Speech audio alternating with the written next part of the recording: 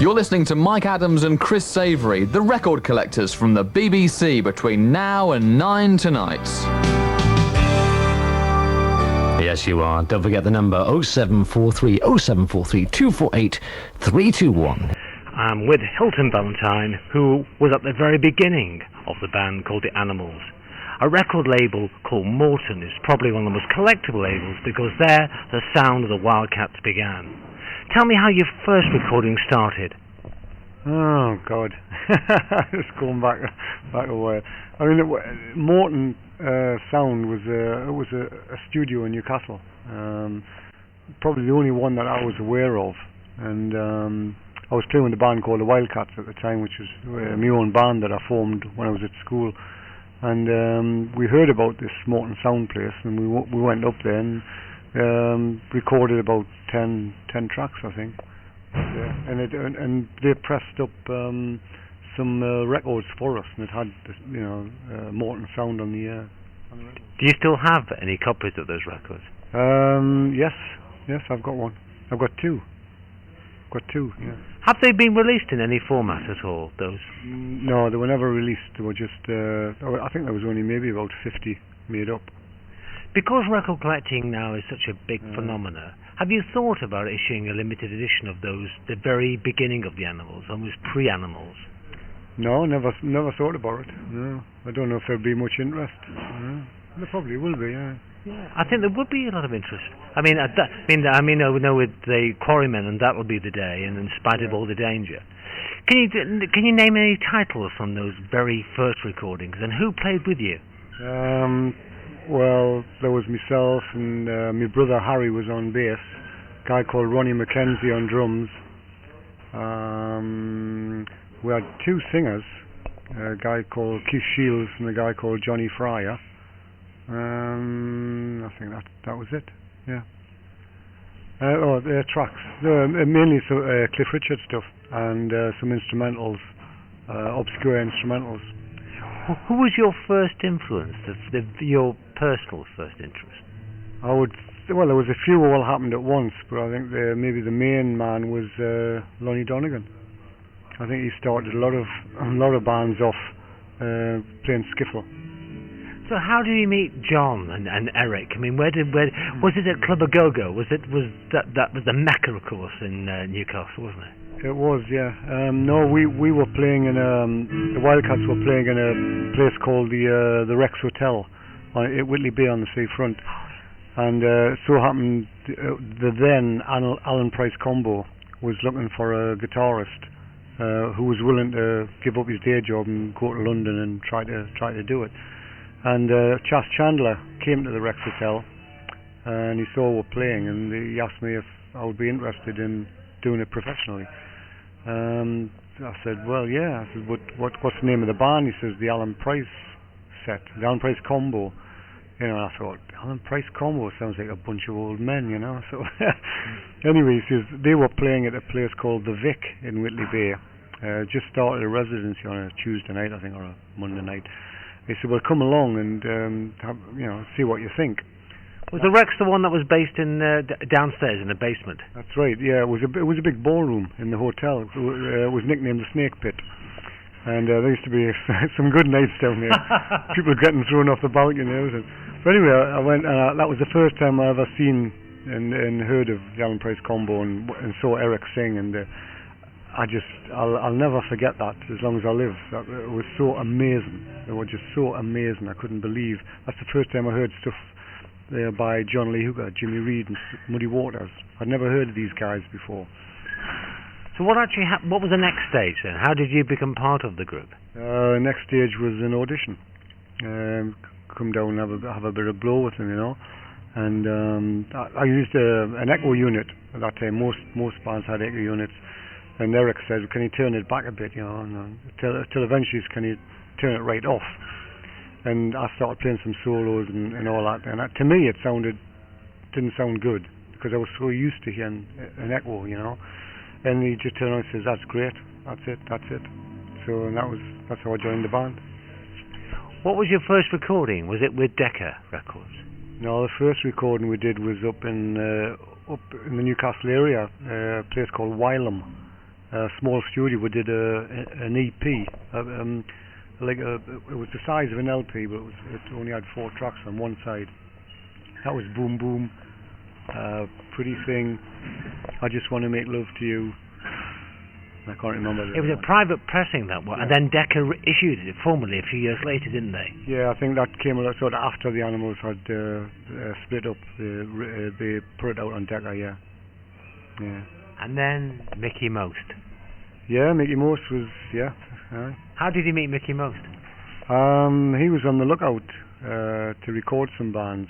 He had been living in South Africa, and he had come back over, and he was touring with his brother. When it was the Most Brothers on a rock and roll show, and he came to see us at the Scene Club in London, when that was one of the first gigs we played in London, and that's what got him interested. Baby Let Me Take You Home was the first track that I can remember, and of course that was very successful for you. It sort of shot you into national fame overnight. It must have changed your life totally.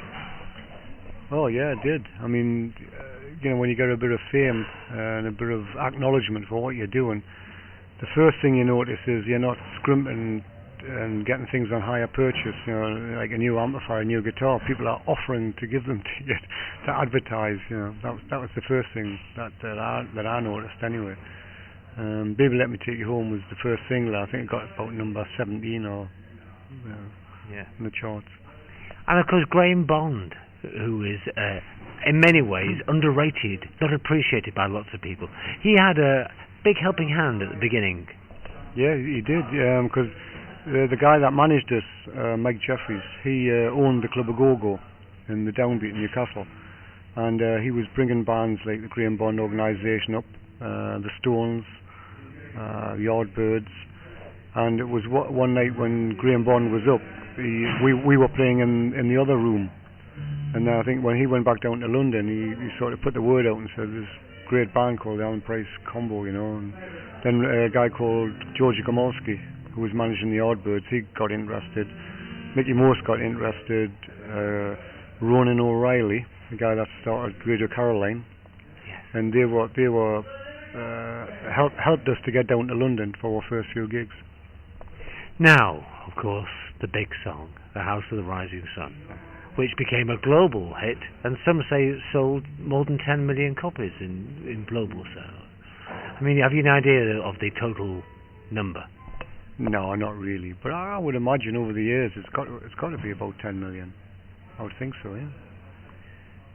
It's such a great track, but when you recorded it, the number which most blues people can remember is Josh White's version of The House of the Rising Sun. And the credit on the record, of course, wasn't to Josh White or even any of the blues artists. It was credited to Alan Price. And that must have created a bit of a shock. Or did you agree to split everything, the royalties from such a huge record? Yeah, we did, because the actual the song House of the Rising Sun came under what was called public domain, which means it was a song that was written and the writer had been dead for more than 50 years. So it goes into this category of public domain. So whoever then takes that song and rearranges it, then it gets credited arranged by, and whoever does that, they virtually get what are the equivalent of the writer's royalties. I mean, it's history now. We all had a part in arranging that song, and our manager came back after it was recorded and said, we've had to get the song published because it's public domain, and we know everybody arranged it, all of the Animals arranged it, but we couldn't put all the names on the record, so I've just put Alan's name on, traditional arranged price, but it was understood that the royalties from the writer's royalties, arrangement royalties, would be shared equally, which never did, and Prices had them royalties coming in over the last 30 odd years. I mean, that must have caused lots of acrimony between everybody when it came out. I mean, what did Eric Burton think about that?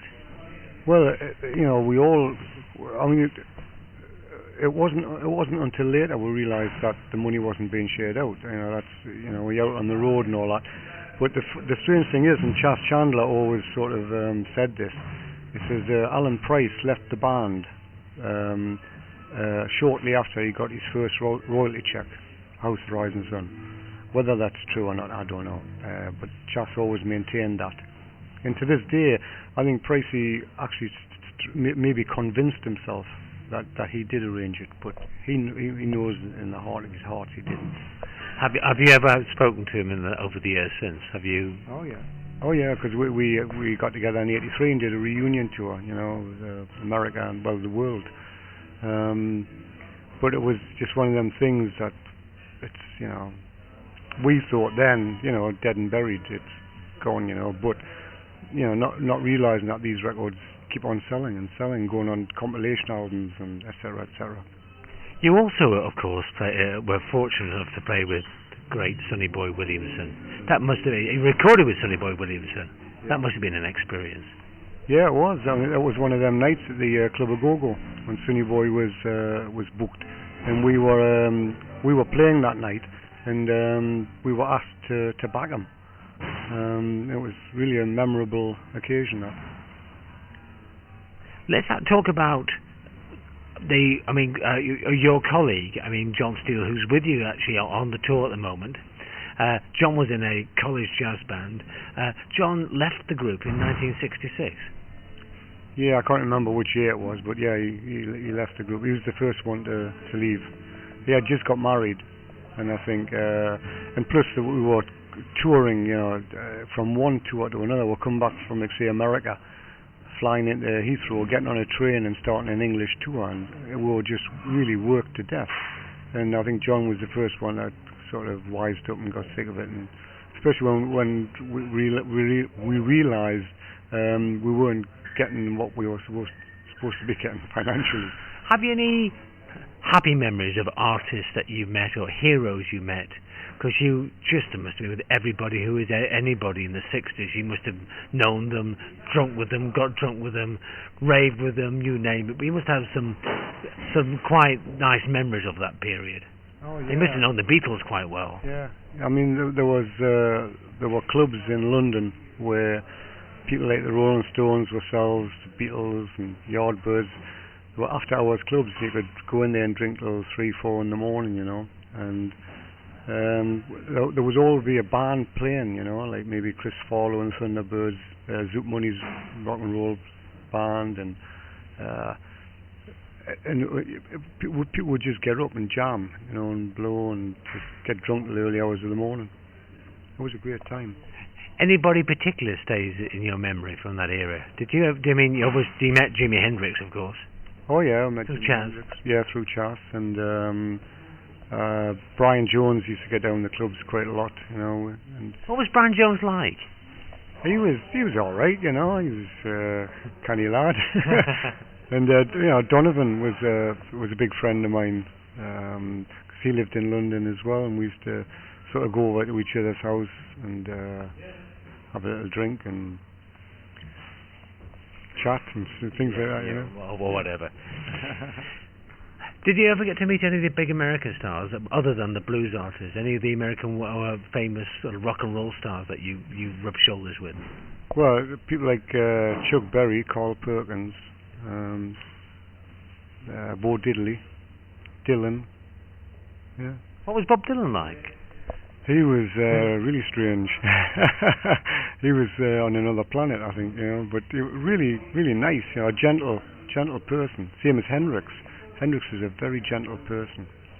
I mean, you must have been there almost at the beginning of Chas's relationship with Jimi Hendrix, and he, of course, did a lot for his career. Not that Hendrix was a genius, but sometimes geniuses need somebody to tell them they're a genius, don't they? Exactly. I mean, you must have been privy to a lot of interesting conversations. I mean, did Hendrix realise just what he was doing, almost reinventing the way the guitar was being played?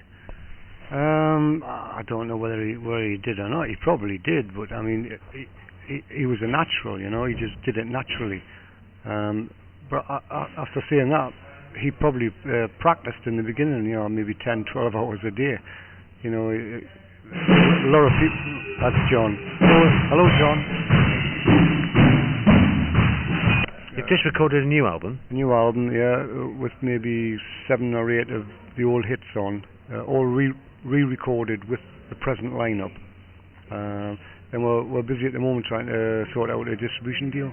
And of course, Robert Keane's your new lead singer. A fantastic voice over here. Keane. Robert Keane. Keane, yeah. Yeah, he's good. He's got the power in his voice. He's a northern lad. He's good, yeah. Can I say, Hilton, thank you for the music, thank you for the animals, and thank you for being our guest on the Record Collectors. Thank you.